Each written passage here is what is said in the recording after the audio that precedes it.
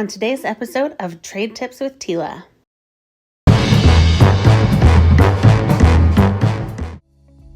The first step in any kitchen cabinet paint is to remove all of the doors and hardware. The doors are taken to a shop area and brought back at the end of the project.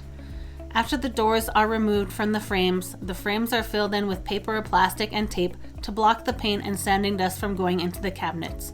The frames are also sanded prior to being painted. Depending on the products you're using and if the walls or other surfaces around the cabinets are being painted as well, they may also be covered completely with paper or plastic. In this case, the trim and doors in the kitchen area were going the same color as the cabinets, so they remained uncovered. The tile backsplash was previously painted by the client and they wanted a fresh coat on them to match the cupboards. This was not a long-term solution for them and they ultimately changed out their tiles within the next year.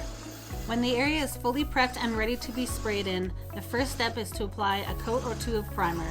Each coat of paint is likely to run and create deficiencies if the coat is applied too thick, so caution must be taken when setting the pressure of the spray as well as the application pattern.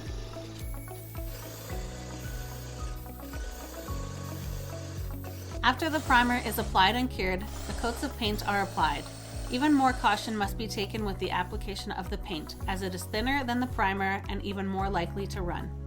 After the areas are fully sprayed, including a check for deficiencies, the wrapping is removed from the cabinet frames and they are ready for reinstall.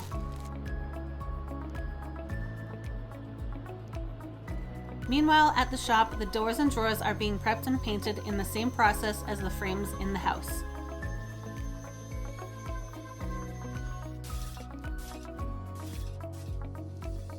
And just like that, we have what looks to be a brand new kitchen. Drop a comment and let us know what you think of the results.